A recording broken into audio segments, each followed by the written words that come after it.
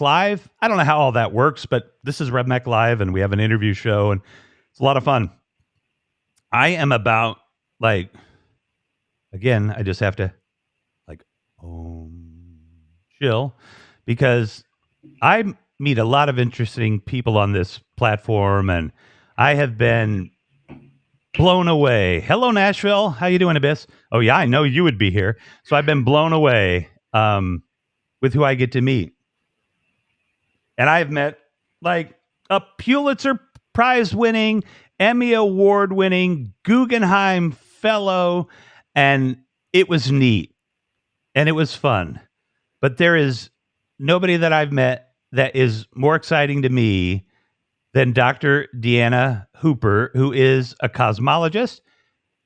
And there she is, and a theoretical physicist. So you're actually a theoretical physicist who studies cosmology. Would that be it?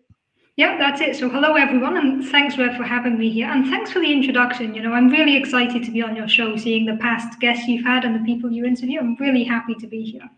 Well, so yeah, awesome. I'm trained as a theoretical physicist, but that's a very broad category. So my bachelor's degree is in theoretical physics, and then I gradually specialized more and more. So my master's was in astroparticle physics and cosmology. My PhD was in cosmology, and then I specifically started focusing on, like, dark matter within cosmology. So we keep getting more and more specialized. So I'm both a theoretical physicist and a cosmologist. Like, that is like, how do I say it?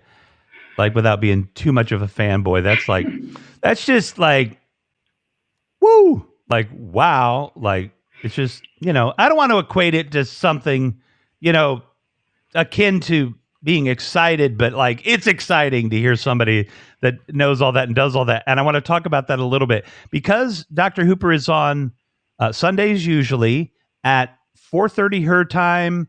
And is that 1 hour ahead of GMT? That's 1 hour ahead of GMT. That's Central European time. So 3:30 would be the GMT?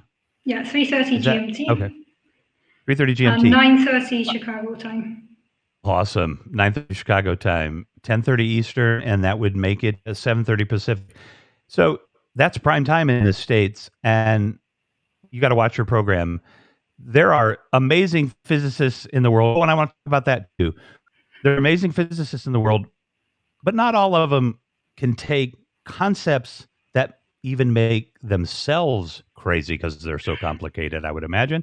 And she boils it down for us. So it's really great because Deanna, Dr. Hooper knows this system. Please, doctor, at any time, just chat away. You know what I mean? Obviously, you can text, but break the conversation, chat away. And so let's say hello to Abyss from Nashville. Yeah, hi, Abyss. Always great to see you. Yep, Desiree Mathis, maybe. And there's Joy, happy Joy, happy Joy, Ren and Stippy. Hasnain, I'm sorry, Hasnain, good to see you from Kuala Lumpur. Like, how cool is that? Like, we're talking to somebody in Kuala Lumpur. I've done it with Hasnain before, but never before that. So, Dan at Columbia 5569. There's Abyss, there's Dan, there's C.S. Murphy. He's awesome. C.S. Murphy, I need to do like I remember you.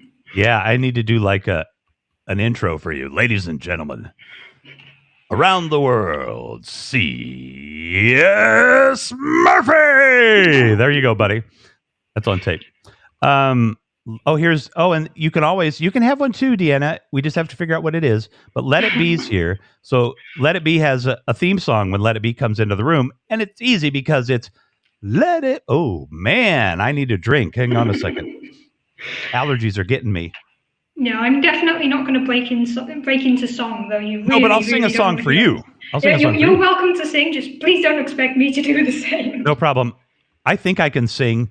And I guess I don't care whether I can or not because I do it a lot. Let it be. There you go. That's perfect when Let It Be comes in the room. Wow, totally sampling that and using in my intro with permission, of course. Yes. Awesome, dude. You'll need to do a recording session just for that. Yes, that's great. And if you can't, because I talked pretty quickly after it, so if you can't cut it quickly enough, if I listen to it, I can probably do the same thing again. So yeah, anytime. For the rest of you that are out there, we've actually been talking about this. It's kind of in the works.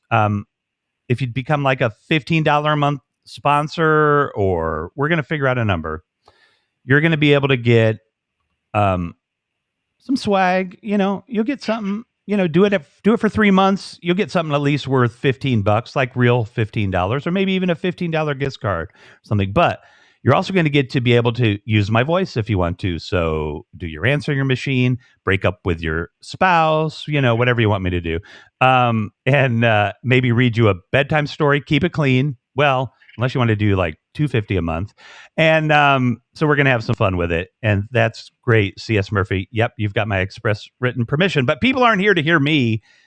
We're here to talk science. So, but tell us, you kind of told us what your credentials were and all of that. But would you mind just kind of giving us, because I think it's really important for people to understand that it's a really hard journey to have a PhD. I believe only 2% of people in the world have PhDs.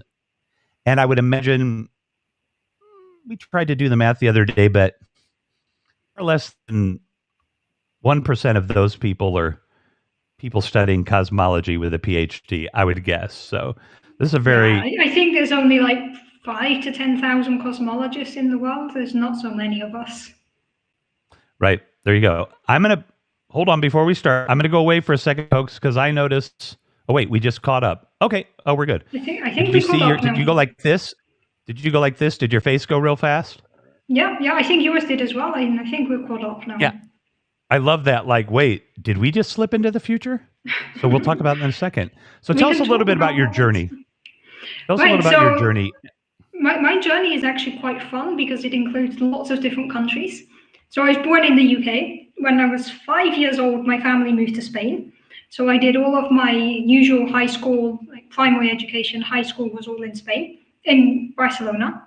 Then I started my bachelor's degree in physics. Now, this can be anywhere between 3 and 4 years is the usual amount of time. I took 5 years for my bachelor's degree because I was actually working at the same time. For a couple of the years, I was working with kids, which was extremely fun. I was teaching English to young kids. So it took me 5 years to get my bachelor's. Then I moved to Germany and did my master's degree in astroparticle physics and cosmology. That was a 2-year program. So then we're looking at already 7 years in university. And after that, I stayed in Germany for my doctoral degree. The PhD depends very much on the country. In some countries, it's 3 years. In some countries, it's 5 years. I know in the US, it's usually a lot longer because you don't have to do the master's degree first. But in Europe, you can only start a PhD if you have a master's degree. Well, it depends on the program in the States. It very much depends on the program, yes. Yeah, and there's a lot of programs in the US I know that you can start and then like get the master's degree and stop or go all the way to the PhD. In Europe, they're seen as different degrees. So you need the master's to start the PhD. Yeah. In the US, you can do the master's. Do both at the same time. Yeah. Yeah. Yeah, but that means that the PhD programs in Europe are usually shorter. And I got my PhD in 3 years, the minimum amount of time. So that means that in total, it was 10 years of university training to get my doctorate. If we count the bachelor, the master's, and then the PhD, I was in university for 10 years, which is a lot. Oh. Sorry to interrupt, but look at what Paul Hess wrote. 100 plus billion galaxies in the known universe and only 5,000 cosmologists. Yet we have a lot of galaxies to work on. Then we also have astrophysicists, of course. They work on slightly different aspects of the universe. I often like to say that imagine you have an ocean. So a cosmologist is somebody who studies the ocean currents and the ocean system as a whole. And an astrophysicist studies the components, so might study the fish inside the ocean and how these fish interact with other fish, and obviously all the other species that live in the ocean. So astrophysicists focus more on the elements inside the universe, whereas cosmologists focus on the universe. But in terms of studying galaxies, we kind of overlap, so we can also call up on the 10,000 astrophysicists to help us with the galaxy study. So we can help with that as well.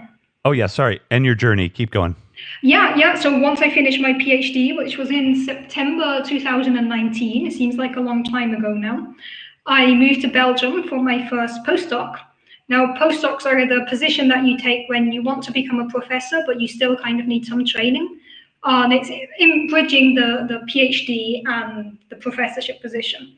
And they're usually 2 to 3 years. If you're lucky, you might find a 4 year position, but they're normally between 2 and 3 years. So my position in Belgium is for 2 years, which means it actually finishes this September.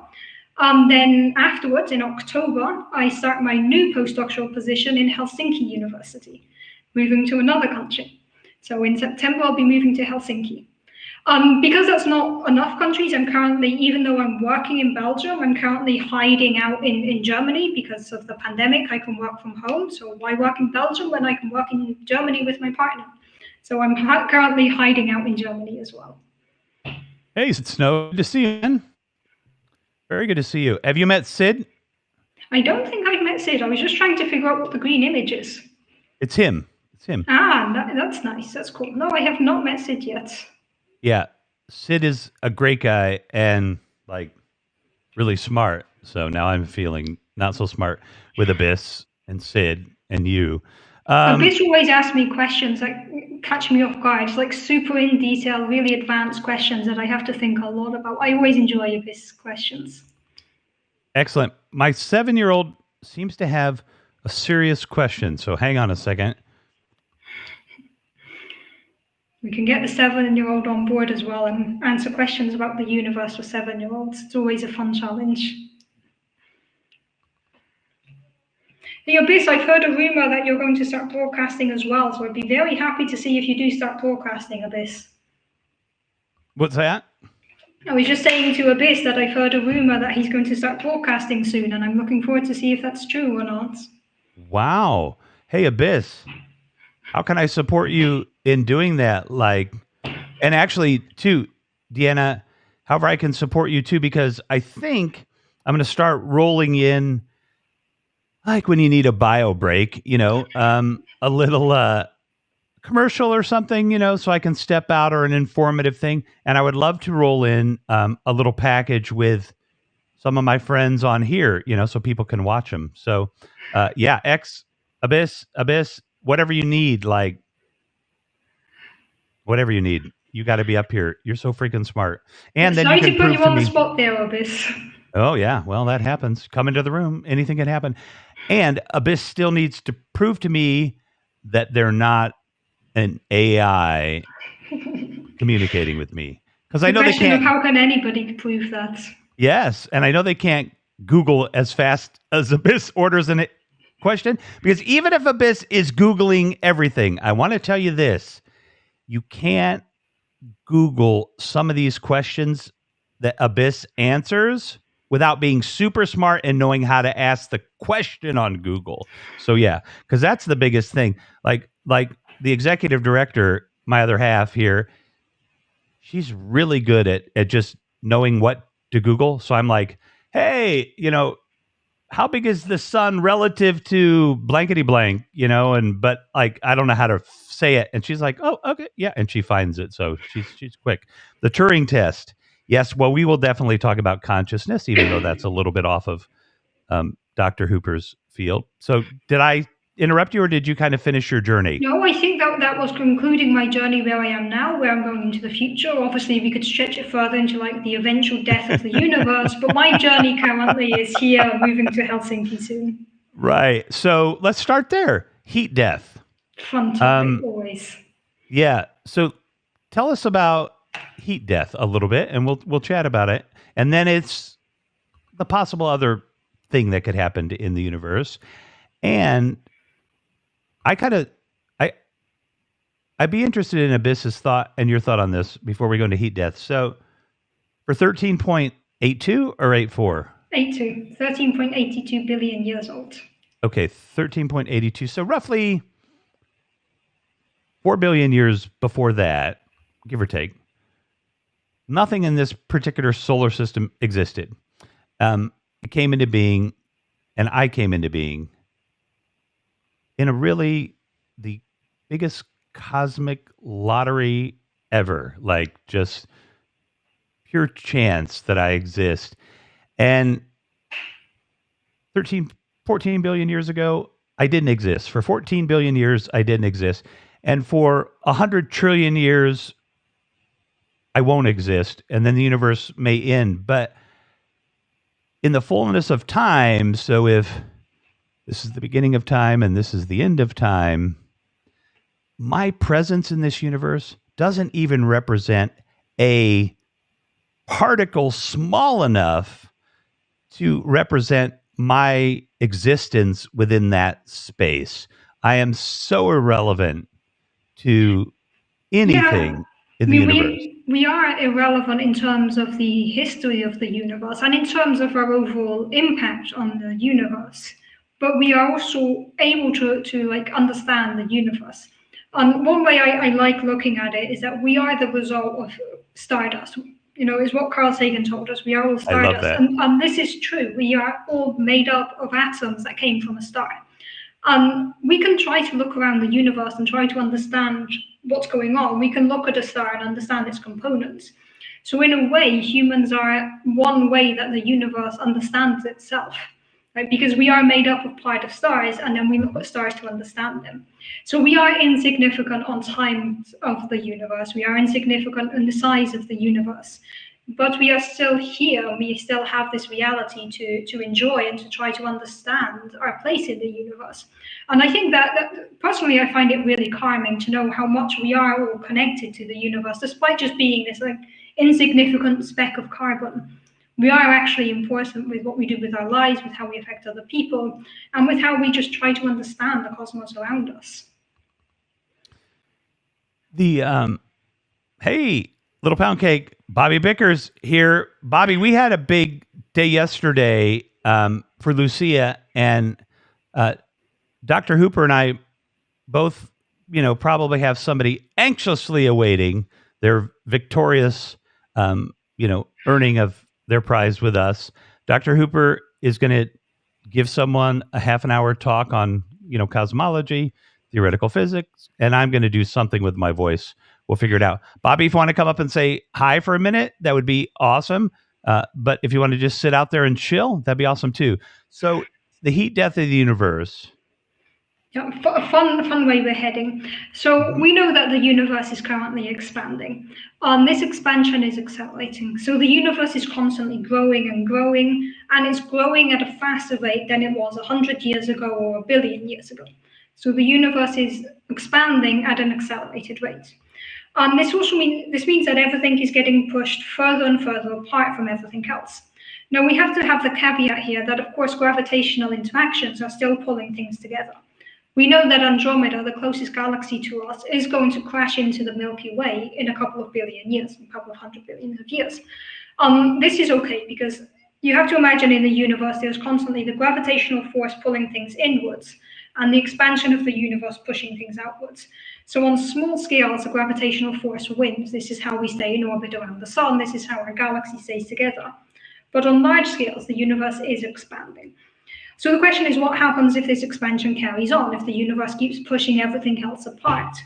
Well, at some point, it's going to reach the situation where everything is so far apart that it can no longer interact. This means that we cannot exchange information, we cannot exchange energy, we cannot exchange heat. So the usual way, like when you look at an object, you're receiving photons or particles of light from that object. That's how you see it. Now, if everything is so far away that you can't see anything, the universe is going to end up very dark. If nothing can exchange energy, there are no more stars to burn, there is no heat in the universe, so we end up very cold, very dark, very empty. The universe basically pushes itself apart further and further, and we end up in this cold, empty, desolate wasteland with no life, no stars, no structure of any kind, just everything floating in its own vacuum. And So, we call this the heat death because it's the mhm. death of heat. And we're very good at naming things. Yeah. So, in some ways, will there be any particles left? Now, there would still be particles left because we don't. So, in the heat death scenario, this expansion would not be enough to pull things apart at the atomic level. So, you Gotcha. would still have atoms, you would still have particles bound together to form like the So, nucleons, you would still have electrons, you would still have atoms, but they wouldn't be bound together anymore. would our atoms still exist? Our atoms would still exist, probably. I mean, Really? we're talking billions of years into the future. So at this point, the Right. sun will have eaten up probably the inner planets. The sun will have long gone, so the Earth won't be around anymore. Our atoms will become part of the universe again. But these atoms, they might change form, they might fuse, they might disintegrate slightly, but they will still be around in some form, in some sense. Hmm. Um, these atoms will just be scattered out throughout the universe, not Uh-huh. interacting at all. So That's the heat pretty. death, As they would have said in the '70s, like it's pretty heavy. it is. That's that's really heavy. I want to touch on that a little more deeply. Let me go back to these great little awards here. Give awards to everybody that you love. Actually, pop into Deanna's. Wait till after the show. Usually, I tell people they can do it at whatever time they want, but wait till after the show. This is too much fun. Pop into Deanna's profile, pick one of her episodes, watch it, and give her an award because you can give awards afterwards and give her a sponsorship, $5 a month. You know, buy her a cup of coffee. You like coffee, right? I do. I'm currently drinking tea, but I do like coffee. Oh, good. Buy her some coffee, or she might use that money for tea, or I might a do. cookie. Yeah. So So, as you Bobby, mentioned it, I just wanted to jump on there. My mhm. current plan with any awards and sponsorships that I get through HAPS is to actually donate them back into what I care about, which is making science more accessible. There's a lot of cool programs designing, just aiming at making science more accessible, both in terms of who can do science, who we encourage, and there's a lot of good ONGs and good organizations promoting this. One that I particularly like, for an example, is making all museums accessible to blind people so that you Oh, could nice. feel all pieces of work and you could feel all scientific museums. And this, I think, is an amazing endeavor. So, any awards or any sponsorship I get through HAPS, I will be putting the money into this type of organization. Well, So, that is feel free to awesome. sponsor me. I do appreciate it a lot, but just saying, well, go to a bigger cause. Right. That's really awesome. I I love that. Bobby Bicker and Joy, thank you for the awards. Just so you know, I need seven $5 sponsorships today to hit my goal for the week. So if there's seven of you that want to do a $5 sponsorship and take us over the top, that'll be awesome. But support everybody on here, folks. It's a wonderful platform. So I'm spread out. The universe is spread out so far that individual atoms exist. Is that is I mean, I like the fact that I'm going to live virtually forever in the atomic Your state, at atoms least. will. Part of Yeah, you will live on in the cosmos. right. Will that is that still a universe at that point? That's a good question. I think that comes down to the very fundamental definition of what is a universe. In its most basic definition, a universe is everything in existence. Right? This is also why we can't talk about things outside of the universe or before the universe, because we define the universe as everything in existence. So even though there would be no exchange of energy or information, there would still be some content inside the universe. But then there's also the question of, which we can tie into the very fundamental question about the meaning of time, because we use time to measure how things change. So if we're at a stage where the universe has expanded so much that there's no interaction, nothing is happening, there's no real processes to determine the passage of time anymore. You won't have any clocks, you won't have any recurring processes that you can look at to actually measure the passage of time. So while we would still have a universe, we would still have these atoms, we would still have some type of particles inside the universe, we would still have dark matter, we think. It's a question of what does this really mean once we've reached a heat death, once we've reached the maximum entropy of the universe, the maximum disorder of the universe? What does that actually mean? And it's something that's very hard to envision, and it will still be the universe, but it would definitely not be the universe as we know it. Yeah. Hang on one second. I got an upset little dude here. So I think apart from the heat death, that there are other ways the universe could end. So the heat death is like one possibility, but it is not the only possibility for the end of the universe. There's a lot of different ways the universe could end. We could also end up where the universe really tears itself apart at the seams. We could end up in a case where we actually just blink out of existence. That is one possibility for the universe, but we don't think that's very likely. So the heat death is one really fun scenario, but it is not the only fun scenario for the end of the universe. There's a lot of other ones. The one that we used to think was possible was the Big Crunch. So we used to think that the universe at the end of its lifetime would gradually collapse back inwards. So the universe is expanding. We used to think at some point the gravitational force would win and would pull everything back, and we'd lead to another big crunch, which could then trigger another Big Bang. But while this is a nice scenario and we kind of like it, it leads to an infinite universe, because we know that the universe is expanding and this expansion is accelerating, it means that we can't end up in the Big Crunch scenario. The universe can't collapse back upon itself. So heat death is more likely than Big Crunch, but that doesn't mean it's necessarily the way the universe is going to end. If while you were gone, I just started rambling about other things that can happen at the end of the universe. I think you're muted, Rev. So if we do, Now you're back. if we do this idea of whether there's a universe or not, we can't measure what was before the universe or what's outside the universe. Maybe this is a little. Okay, let's just do a thought experiment. Sure. I'm from another universe. Let's just assume somehow I can travel to our universe. So there's still a vacuum. There's still a vacuum in this section of nothingness almost. Like, could I move around in it if I had a ship from another universe? It would still kind of function as a place, it would have, you could have a presence there, do you think?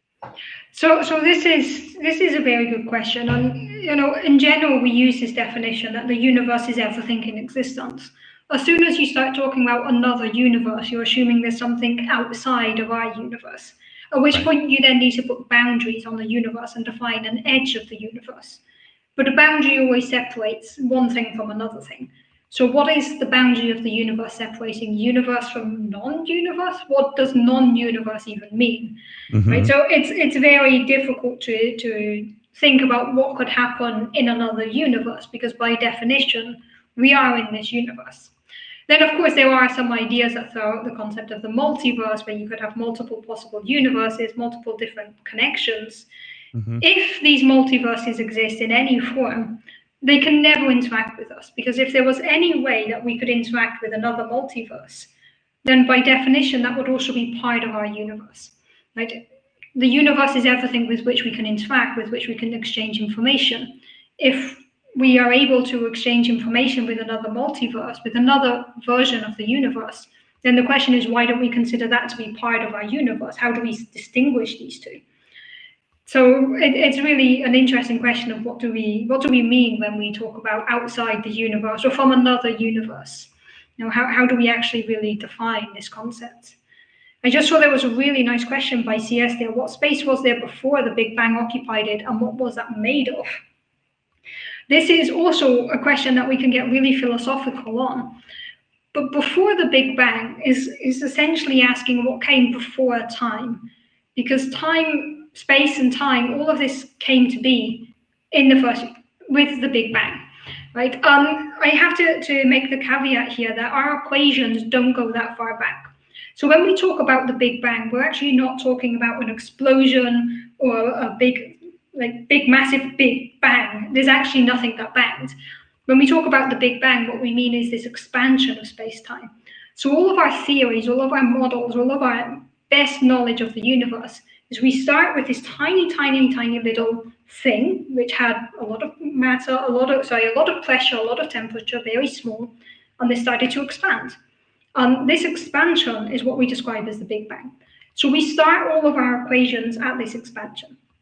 Some people often complain like the Big Bang doesn't explain the origin of the universe, and it never claimed to. That's like accusing your toaster of not making you a cup of coffee. So that's just right? People are confused about that. It's exactly. Not even what that means. Gotcha. So Big Bang, nothing to do with the bang. Yeah. Yeah, I mean, it is the Big Bang is our theory of the history of the universe, but it starts with something. And it's always a question of how did something come out of nothing? And we can't actually Right. answer this with a scientific answer because all of our equations start with this something. So your question, Hmm. CS, was what was before this something? And we can't answer this with science, not yet at least, because all of our equations just break down at this point. You might have heard the word singularity at some point to define this original point. And a singularity is a fancy way of saying our equations break down, our equations stop working. So we don't go that. It's really just Okay. it's what a singularity means. Just the equations stop working. Hang on. First, Bobby and Bernadette, and Bobby again. Thanks for the awards. So wait a minute. The singularity is just a cop out. Oh, and Cosmic Rose. Hey, Rev, is Deanna blowing your mind yet? Deanna blows my mind every second of the day when I'm talking to her, thinking about her. She's awesome. Like, yeah, this is just wonderful. So the singularity is a cop out. It's one way of saying that the mathematics doesn't work at that exact point. So one example we can give, imagine we all know you're not allowed to divide by zero, right? It's like one of the things that if you divide by zero, the universe implodes, you break mathematics, you're not allowed to do it. You cannot take 10 divided by zero. It's something that mathematically is not allowed, right? So imagine you have an equation where you have like 1 divided by t minus 15. Okay, so you have 1 divided by t minus 15. Now, for most values of t, you can put t to 14, you can put t to 16, and you can solve this. But when t is equal to 15, this equation becomes 1 divided by 0, or 1 divided by 15 minus 15, which is 1 divided by 0. And at this point, your equation breaks. You cannot do this mathematically.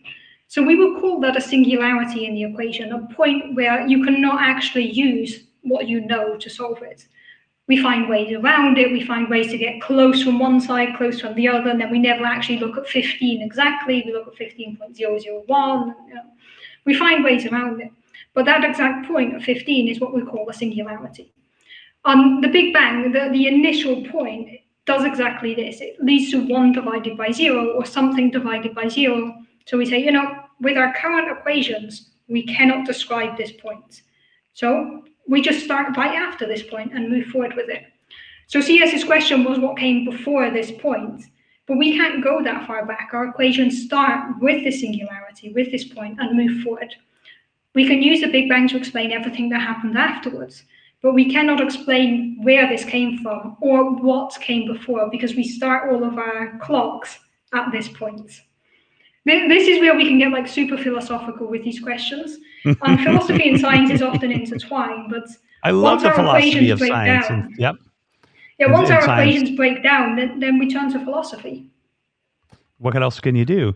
Well, or you ask Abyss, but well, maximum is asymptomatic, but we already know it had a really high entropy because the CMB for the most part is either really, really okay. Break it Yeah, down for humans, Abyss. Remember? I think this was replying to a conversation between Abyss and Paul in the comments. So Uh there was huh. the first comment by Abyss of, do you think that increase in entropy is a good metric to determine the light cone of causality in space-time, since the CMB was a maximum entropy? That is a super complicated question, as always, Abyss. So let me just break this down a bit here. So when we talk about time progressing in the universe, the only real way we can measure this is with what we call entropy. Now, entropy just measures the amount of chaos or the amount of disorder in the universe. There is a law of thermodynamics that we've seen to be true, and we've got a lot of observations for this.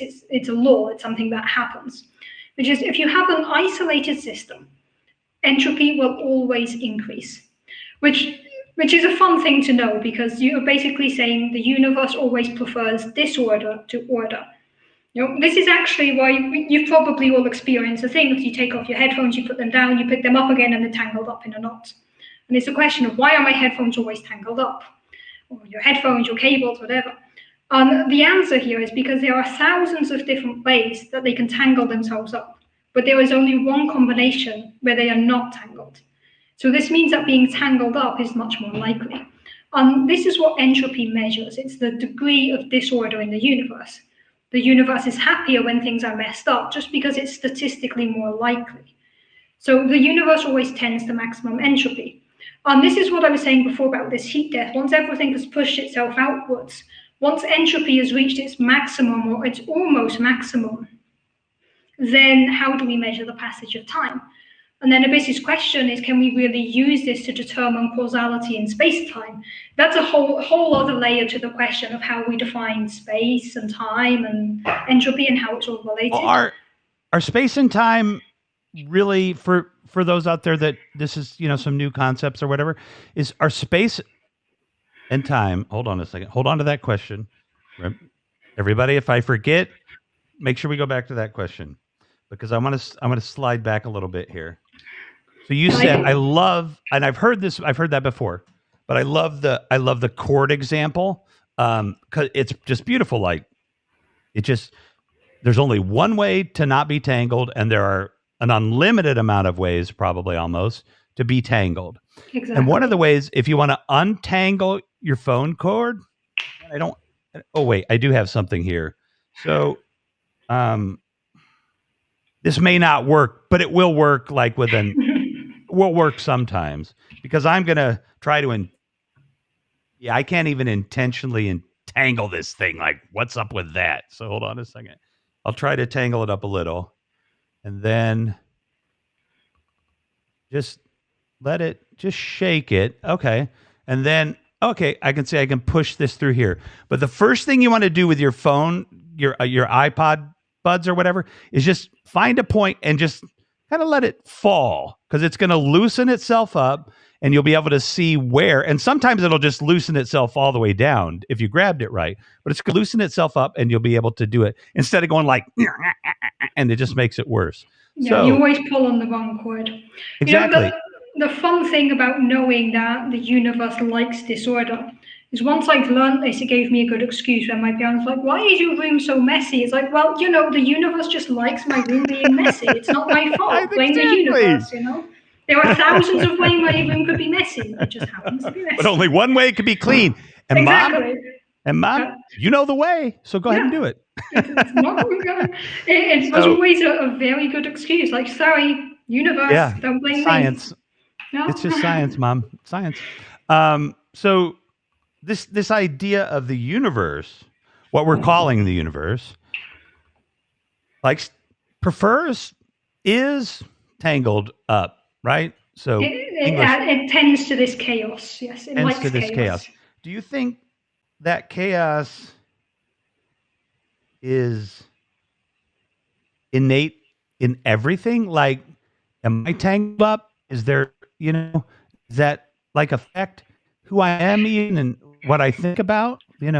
So this was actually where I was hoping this question would lead, because anytime we discuss entropy, there is the logical follow-up question, which you're kind of hinting at here, which is, if the universe likes being chaotic and unordered, how do we explain something as complex as life occurring naturally in the universe?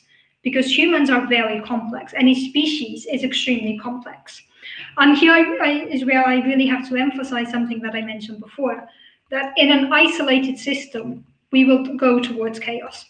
But as soon as you can exchange energy with the outside of your system, then you're no longer isolated, and then entropy doesn't necessarily need to increase. One example of this is, we can take basic elements, and we can use these to build structures. You can use sand and rocks, and you put them together, and you end up with cement. But to do this is something that is not going to spontaneously happen in the universe. You have to put in energy yourself. So life can exist because we're not isolated. We can exchange energy with the outside world. We can use this energy to improve us. So the question here, your question, Rev, was, does entropy and this disorder affect us directly? It affects the whole universe. Things do tend to be chaotic. But this is always when we talk about things on like really large scales, the universe as a whole, or a system of particles. But once you're a complex being, which we are, we're extremely complex structures, we're not naturally going to become more entropic. But this is something that happens. I mean, all humans are aging, we're gradually dying. At some point, we're going to decay. We're going to go back to being our atoms. We're going to go back to being a more disordered state. And to maintain our ordered state, we need a constant input of energy. So we need food, we need water, we need energy, we need something from the outside world to maintain our ordered system in our body. So, in a way, we are all governed by this entropic principle by tending more towards entropy.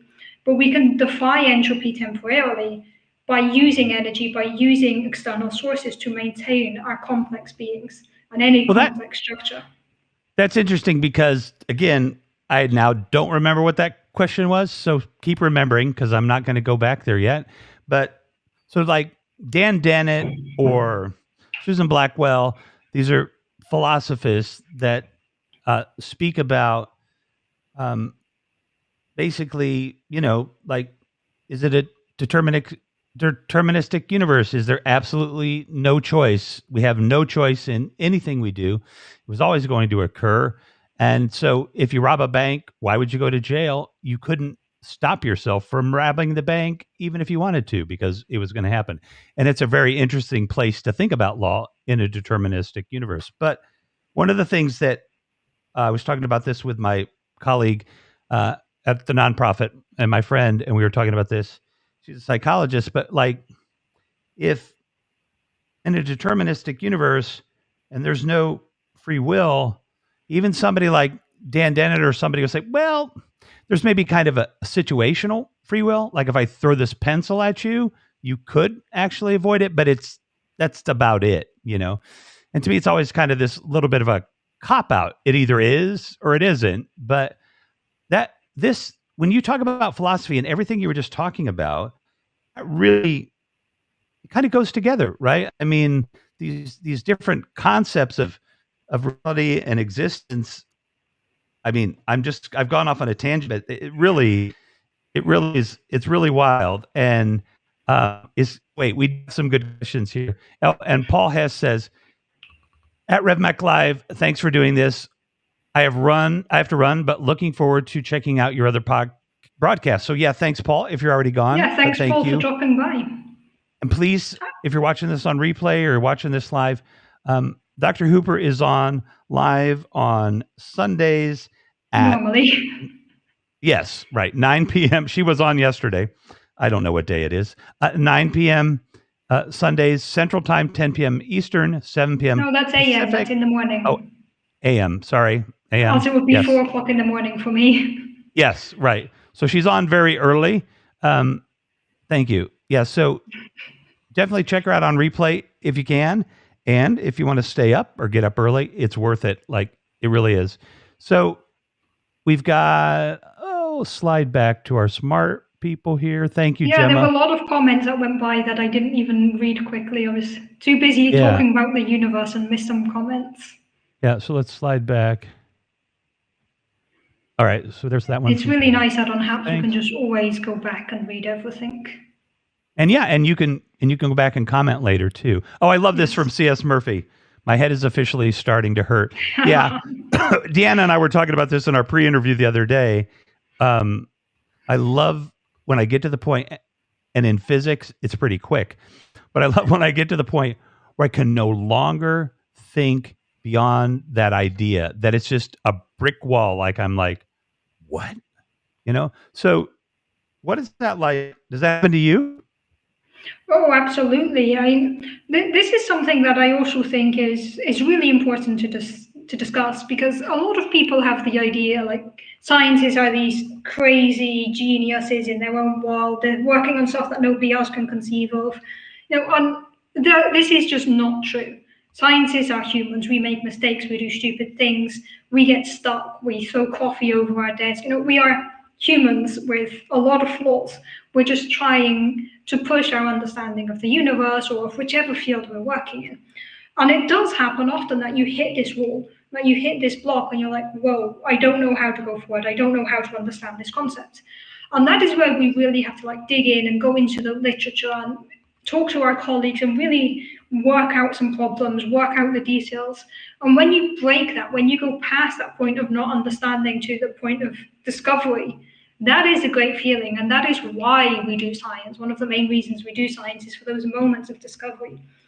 And the further along we get in our scientific careers, the more we specialize. So sometimes you might be at the point where you hit a brick wall, and you know that everybody else has hit this brick wall and nobody has solved it yet. And when you solve it, for the brief moment, you have that feeling that you know something that nobody else in the world knows. And That's that is pretty an cool. amazing feeling. When that happens, you're just like, wow, I have to write a paper. I have to tell the world about this. Right. Hey! It's like, If I it have happens at something. 4 a.m, there's going to be some people that just have to wake up. Exactly. Oftentimes, these are things that might not be groundbreaking. Like during my PhD, I asked some questions like, can dark matter behave in these specific ways? Most of the time, my answer was no. But I was also the first person to actually prove that the answer was no. So it's like, okay, this is not groundbreaking because I've just found that dark matter cannot do this one specific thing that I was No, that's looking pretty for. cool, though. But it's still fun, and it's still that feeling of, I've understood this, I can prove this, let me write a paper and tell everybody about this. And that is one of the reasons we do science. But sometimes that breaking that wall, breaking that barrier of not understanding can take a lot of time. And if you're stuck on it for ages, it can also be very demoralizing. Like if you're working on a problem that you've been stuck on for months and none of your colleagues can really help you, and you just feel like you're hitting your head against a wall, that is where you start questioning, like, what am I doing? Why am I here? Why am I doing science? And another thing that I think people might not know is that every single scientist I know has a strong sense of imposter syndrome. Like every single scientist I know Really? has this. Yeah, everyone, right?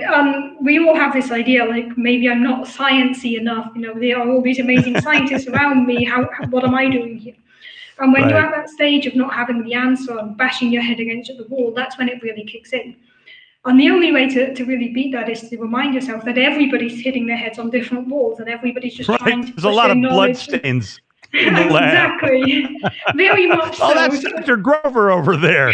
He's really confused. Yeah, I mean, sometimes quite literally, right? You are just bashing your head against the Right. wall, but you know that everybody around you is. And when you That's when you break that down and actually get the answer, Uh-huh. that's a feeling that's the reason we do it.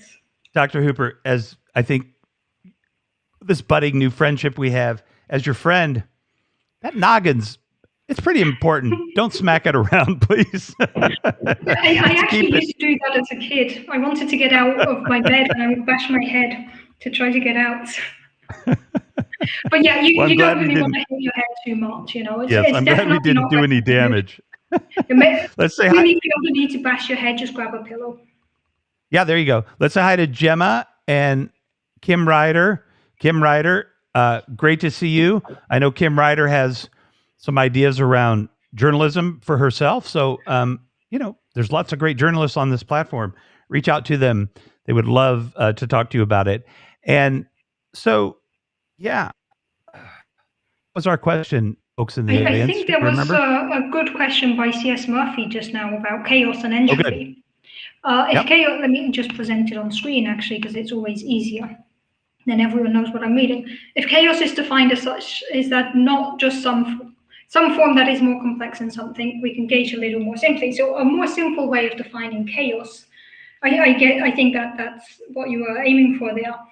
So I think one good way to think about entropy and chaos is I'm going to take my mug and we're going to do a thought experiment with it because I kind of like this mug. Now imagine I drop my mug and my mug breaks into 1,000 pieces. Okay, you can see here that there is one ordered state, which is the mug in its nice state with my tea, and one state of the mug on the floor in pieces. We have a first state and an end state. And there are 1,000 different ways you can break this mug. You can drop the mug and it will break in 1,000 different ways depending on how it hits the floor, depending on how full it is. But you will never expect to see a mug spontaneously assemble from the pieces. Right? So you have the chaotic state of the pieces and you have the ordered state of the coffee mug. So it's not just about being more complex, it's about how many possible variations there are of the same. So my coffee mug has one form in which it's a perfect coffee mug. And if I drop it, there can be thousands of different chaotic states that come afterwards.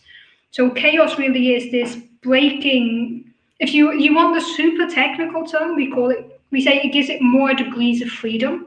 which means it gives it more possible configurations, more possibilities. Because all of these possibilities, there are so many of them, any one of these possibilities is going to be more likely than the mug in its assembled state.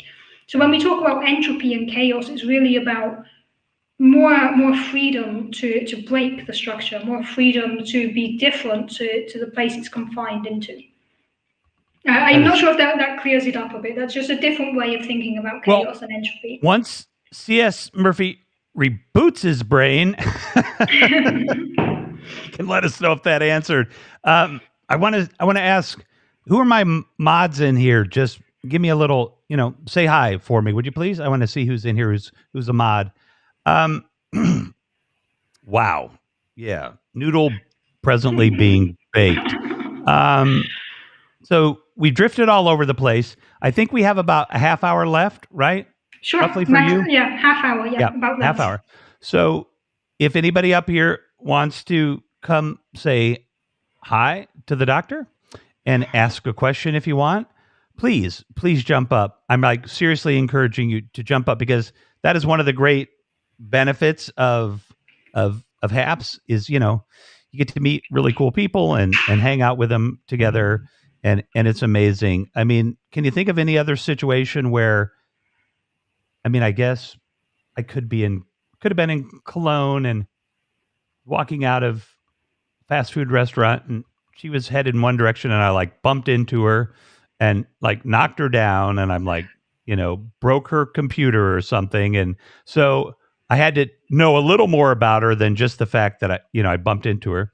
And then we might become friends, and we might eventually start talking science, and then maybe eventually I'd be like, hey, let's get a group of people to like chill by the lake and talk science. That's a long process. But yeah, social media has just made it so much easier for us all to connect across the world. Yeah, a week ago, I pop in, see her show, and I'm like, woo, this is awesome. And here we are. So yeah, this is the magic of HAPS. I'd sure love to know if there's anything else after we die. Well, we'll touch on that in 1 second. Let me just pay a couple more bills. I got to thank. We've just been reminded that we were going to come back to the topic of space and time. That was the question you said we would come back to. Space and time. Okay, good. Hang on. Bobby Bicker, Gemma Bernadette, and Joy, thank you for the awards. Go pop into Deanna's profile, watch a video, give her an award, sponsor her, $5 a month. Nice, easy number. So, okay, let's do it. Space and time. Yeah, but as we're doing shout outs, I just want to shout out to the amazing woman who just made that comment, because my mother is in the audience, and I'm just going to my mother is here in the audience asking questions, and I just want to take this opportunity to shout out the amazing woman that made me the person I am today. So just doing a shameless shout out there. Is she Angela Hooper? Exactly, the Hooper gives it away. Wow. We were going to come back to space and time. Well, I got to tell you, Mrs. Hooper, you're awesome, because you gave birth to Deanna and, had probably pretty strong influence on her upbringing, and she turned out pretty freaking cool. So you should have a channel, and you should give her mom an award. So yes, that's awesome. Absolutely. I love it. Yeah, right. Absolutely. Like, I never understood why I get a gift on my birthday. My mom should get a gift on my birthday. She did all the work. So, all right, Deanna, here we go. Space and time. Easy subject. We'll be able to knock it out in 2 minutes. Just like everything Einstein ever worked on. Sure, let's do it. So before we get into it, a definition of space and time. And please, somebody, if you want to come up, let me know. Right? She's like, really? Yeah, let's not even get into that. But before we do some kind of introduction to space or space time or these things, so when I try to go to sleep, my brain doesn't shut off. So I have to like listen to a podcast, but the podcast has to be kind of banal, or I want to listen to it and I can't fall asleep. So I tend to listen to, and I used to love UFOs and Bigfoot and all that stuff, but I don't believe any of it anymore. So I'll put on a Bigfoot podcast or a UFO podcast, and I'll just be like, because I'm just, this is ridiculous. I'm bored. But I was listening to this UFO podcast, and this guy actually has real scientists on there once in a while, and the guy was basically explaining time in this way, and this is an abbreviated, what Rev could even try to conceptualize way, so it might not work. But we're going to use that kind of fullness of time little graphic, the fancy graphic that I have here. All right, so if you take that, and for our purposes, we're going to put it on a plane, right? And if the beginning of time is on one side and the heat death of the universe is on the other side, he was talking about if you want to travel through time, you basically would be, and I'm doing this in 2D, but like folding space to that point in the future that exists all the time. And then going to another time, so time in a different part of the universe is kind of different, like as it relates to the future and the past and everything. So not that I made it any less confusing, but really like this kind of idea that even though we can't move through time necessarily like that, or we're always moving through time, it really kind of helped me to visualize time a little bit. But is that a too horrible an explanation that we should even think about it that way? Or can we kind of conceptualize it that way? So I think that is a very interesting explanation. And let's see if I can incorporate that into the answer to the first question, which was what is space-time? And what is space and what is time? So space and time are what tell us where and when we are in the universe. So we kind of think that everything in the universe has to exist within something. Everything is kind of embedded in something. And the something is space and time. So space is everything in the universe. Time is, everywhere as well, every when. And we used to think of these as separate concepts. You have space, which tells you where you are, and we have time. But Einstein actually showed us that these two things are not directly disconnected. These things are actually two sides of the same coin. You can't have space without time, and you can't have time without space. One example I'd like to give as to why time needs to be included. Let's imagine you have one train track. And on this train track, you have two trains going in opposite directions, and they're traveling really quickly. And the question is, are these trains going to crash? Now they're on the same train track, they're traveling in opposite directions, heading towards each other. Are they going to crash? And we can't answer this because I didn't give enough information. If one train is traveling today and one train is traveling in 100 years, they're not going to crash. Oh, wow. But if they're both traveling at exactly the same point, in time, then they are going to crash. So in order to explain this event, we need time.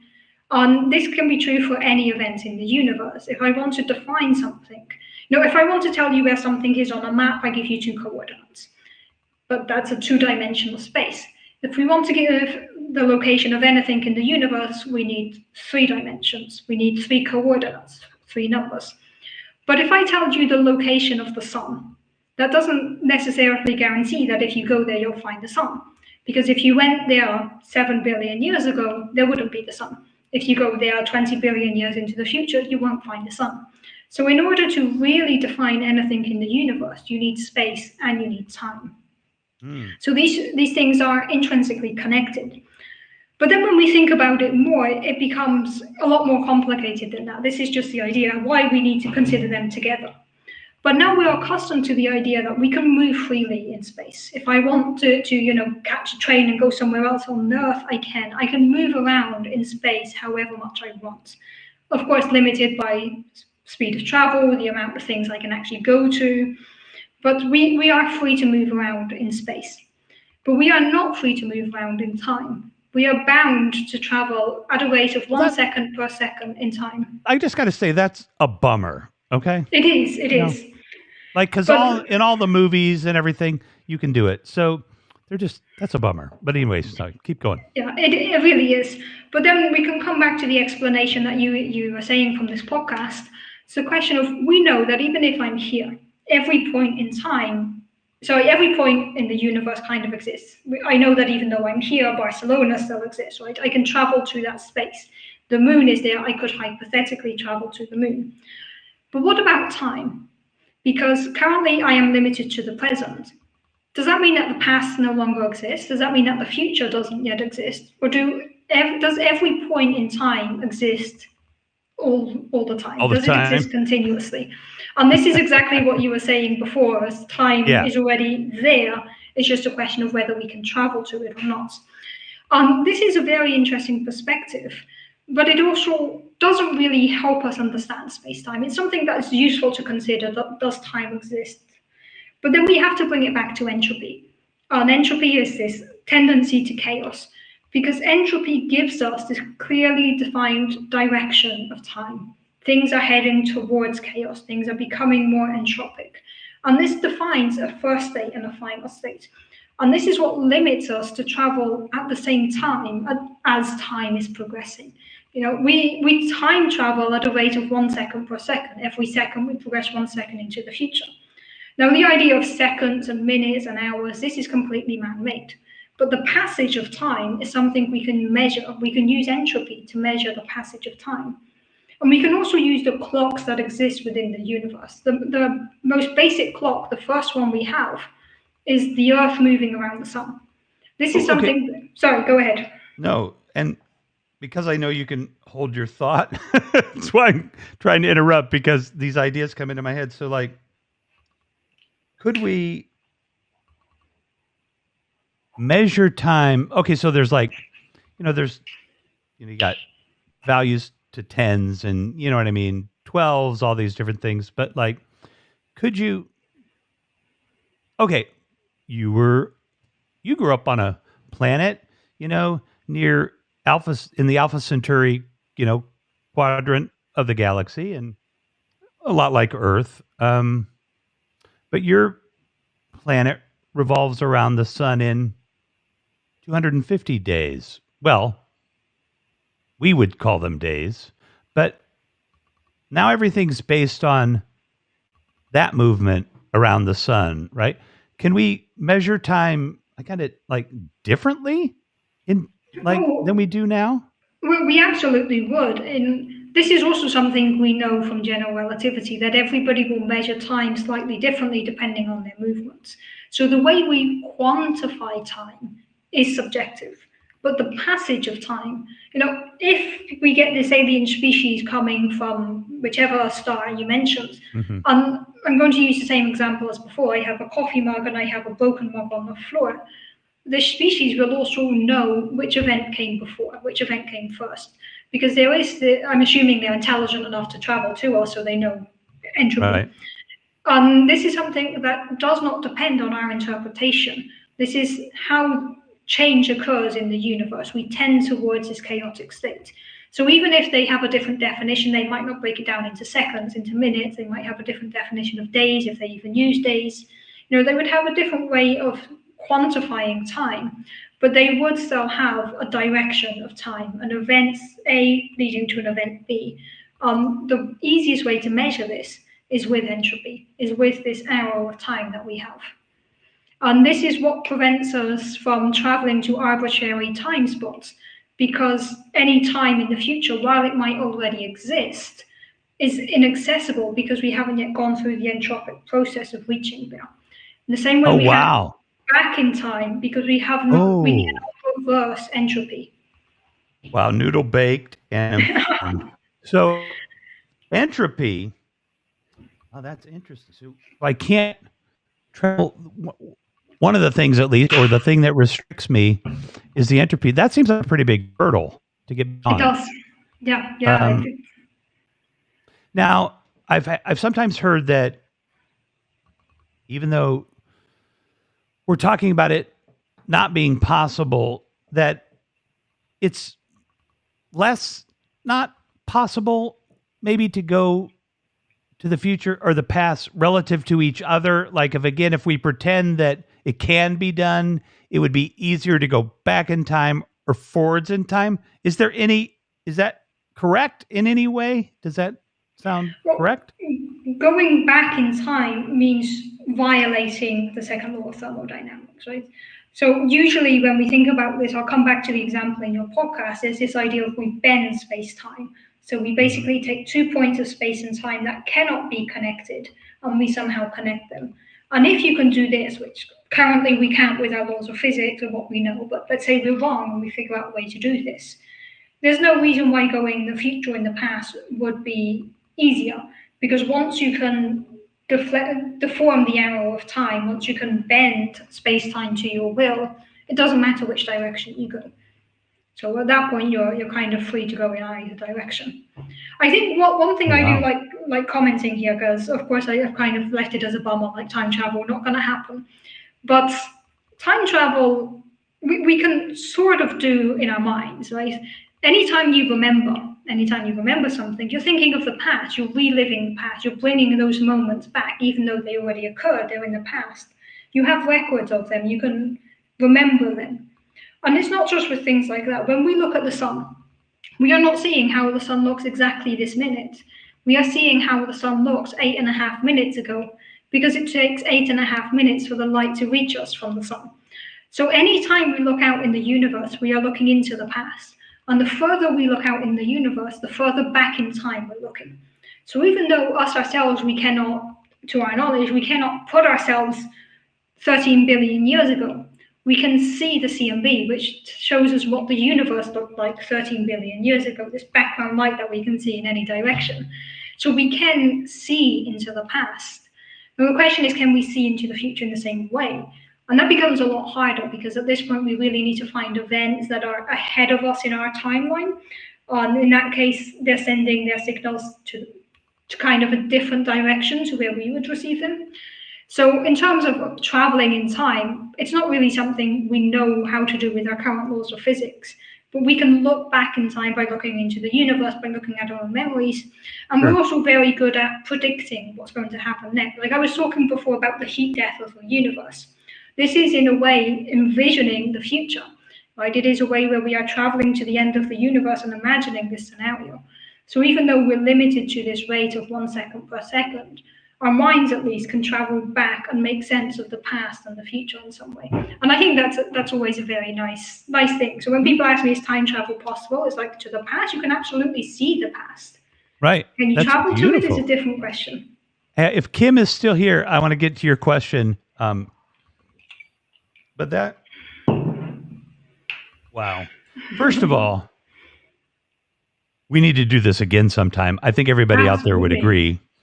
Once in a while, we should do this and hang out, because holy cow, this is awesome. Like seriously, people, you can't have much more fun than this. This is awesome. So, Yeah, I mean, they're topics that I love talking about, so I'm happy to come on and talk about them more in the future.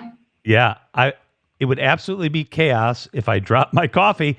It'd It be would awesome. be. It'd be awesome, Kim, if you could transcend space and time and bring me a coffee. Thanks. Uh, thank you. I'd like to thank. I would like. Oh yes, very good. But Kim had a question. I thought about, or somebody did, about what if. There was a Oh yeah, question from Joel at no. some point about math. Oh yeah, let's do that. But let's do this quick. I'd sure love to know if there's anything else after we die. Ask a physicist. That's cool. Good one. Yeah, I mean, this is a question that we all ask ourselves, right? And especially at times of grief. And last year was a horrible year for a lot of us, and I'm sure a lot of us are grieving currently. I know personally I am. I'm sure a lot of people out there are grieving. And this leads to the question of, is there something? What happens when you die? Honestly, this is not a question that we can answer from a scientific point of view. This is one of those places where our equations stop working. You know, the reason being that we don't have any evidence, we don't have any hints, we don't have anything, any proof of an afterlife. But just because we don't have any proof doesn't mean it's not necessarily there. Right? One thing that is going to happen is that your atoms are going to go back to becoming part of the universe. So in a way, part of you lives on in the universe. This is true. Then the question of what happens to you personally very much depends on whether you believe in a soul, or if you believe that every human is just the result of chemical reactions in your brain. Depending on what you believe there, then you have a different answer to what happens once we're gone. But one thing that I really find comforting in these times is that when a person dies, they still live on in other people's memories, right? They're still with us, they're still in our minds. We're still keeping their memory, their persona, their personality alive. We might talk about them, we might have these fun conversations. So, in a way, we are still keeping these people alive. And I do find it very comforting to know that we came from stars. Our atoms, when we die, are just going to go out into the universe. At some point, the sun is going to explode, it's going to push all the solar system outwards again, and my atoms will go back to being part of the universe. So, what happens to your consciousness, if there is such a thing, to your soul, if there is such a thing? This is something that I really don't have the answer to. But I think it's very comforting that we came from the universe and we will go back to the universe. I do too. It's kind of like determinism for me too. Is it's like you can't really believe you live in a deterministic universe because talk about noodle making. Like you kind of have to believe you have free will, just I think to psychologically function in this reality. But because there's just so many. Yeah, well, that's for another day. But That's definitely for another day, and maybe we could get Ian on board as well, the neuroscientist, to discuss oh, that would be consciousness. good. That would be So that's good. definitely Very closer good. to his topic than to mine. Yeah, and if yeah, we got to do that. All right. So let me say this real quick because C.S. Murphy's got a couple there. So keeping people alive in our memories. I think it's a beautiful thing, and I have a lot of people alive in my memories, that I miss, and I wish my memories were, as we're seeing now, not even what we like. They're not even correct. But anyway, another topic for another day. But keeping people alive, just quickly, because I think this would be fun with Ian to go there because everybody wants this. We talked about this briefly too. I think everybody wants this idea of maybe uploading our brains, somewhere else, and like how do you even psychologically do that? I mean, you'd have to have a serious construct that would probably emulate everything. Like it would just. Can you imagine being in a computer program and the computer program hasn't been programmed for you to feel like you're breathing? Like you'd be like, I Yeah, mean, it's maybe you'd something. It's figure something out, you would miss, right? It's something you would right, notice. right. It's like the fact And that. Oh, go ahead. yeah, maybe you would figure out because you didn't die that you don't have to breathe and you have to get used to it. But I can't even imagine from a subconscious level how just completely brain wrecking that would be to just be put into a computer, let's say. So anyway, go ahead, Deanna. We're going to say something. Yeah, I was going to say it's like the thing that we constantly hear our own heartbeats, and it's just a sound that we've tuned out, like we know not to listen Hmm. to it. And if we ever Right. stopped hearing that, we would notice, right? Very So true. how would that Yeah. affect us? If it's a sound that we just don't even register because it's just part of Right. us, right? But it But if maybe that gives us suddenly comfort. stopped, yeah, if that suddenly stopped, would we notice? So Right. this is way outside of my field of expertise, of course, but it is a Right. fun question of how would it feel? It's the same idea. If we could upload our brains, which is currently not possible, I don't think it will ever be possible. But if we Hmm. could upload our brains to some computer, would this computer also simulate all of the things like the feeling of touching a table, or would you just feel like you're floating in a void? And what would that do to us? Because we're so used to having this sensorial input Right. that No, if you that's why I think. suddenly cut this off, Yeah, that's yeah, why I think you'd have to have them. I don't think psychologically, personally, you could survive without all of those inputs, or at least apparent, fake inputs. Okay, so we'll come to these questions, but on the brain thing, um, if you upload my brain into my PC over here, my quantum PC, yeah, you and need I a much upload my bigger brain, computer. yeah, or let's say I back up my brain every night, and overnight I pass away, and over at the local um, laboratory, they've got they grew several of me the moment I was born, so I got a pretty up to date model, but it's been kept really healthy and everything. In fact, it's a better version of myself, or maybe it's a 30-year-old version of myself, and we download that into that being or walking corpse's brain, I don't even think I'm me anymore. Like, It's a big question, right? It's also like the typical question: if you have a ship and you replace every part of the ship gradually over a few still years, the is same it shit. still the same ship, or at which point does it stop being the same? Now, our consciousness, for whatever it is, it's a lot of things, but it's also all of our lived experiences. Part of who we are is the path we've gone through. Like my body, my personality, I have a consciousness or whatever this is in my mind, it's all intertwined. My experience, my memories, it's all tied together. So if you suddenly put me in a different body, would this still be the same feelings? This is something that really I don't have the answer to, and it's not Right. something that I'm You qualified to study. answer. Yeah. But it is a really fun topic of would it still be you? It's also like the question that we can tie back to sci-fi of teleporting. It's a Oh, typical yeah. thing you see in a lot of sci-fi. You get beamed across the universe. But what it actually does is it disintegrates one version of you and recreates your atoms in another place. Right? And at that point, is it still you? If it's recreated every single atom and every single neuron and every electric connection, if it's recreated everything perfectly, Hmm. you'd be an identical copy. You wouldn't even know that something changed. But is it Right. still you? Yeah, this is the question that Right. I don't have the answer to. It's a very But philosophical question, I Spock, think. wait, you're telling me I'm not me? Spock, come on. Yeah, Okay. So yeah. anyway, But yeah. just a Hello comment, from as Hamilton. you made the Star Trek reference, I think I should point out here that I'm actually named after a Star Trek character. I am actually Oh, named after Deanna Troy. that's nice. Wow. Wait, is your aunt still here? I I think think she's still maybe. here in the room. Yeah, yeah. Okay. My parents were big nerds. My parents are big nerds. What do they do? I'm named after a sci-fi character, so of course I was going to end up being a physicist. Yeah, can you tell us what are they scientists or anything? What do they do? No, no, I'm actually a first-gen scientist. I was the first person Awesome. in my family to go to university. Oh, that's But awesome. my parents Wow. always encouraged me with the questions like, "What's that?" It's like, I don't know. Let's find a book and figure it out. So they always encouraged Oh, me wow. to pursue the knowledge. And my parents have always been my biggest fans and my biggest supporters. Well, you have a partner, so you got number 3 right here. Your third biggest fan. Abyss is like, "Oh no, I knew her first." Right? The Yeah, hey John, how's it going, man? Good to see you. Um let's see. We have like 0 time left. So, CS Murphy, thank you for the awards. Um Bobby Bicker, Bernadette, Gemma, Joy, everybody, please watch this fabulous doctor, amazing person on her program. Support her work because she's going to give her, that to a good cause.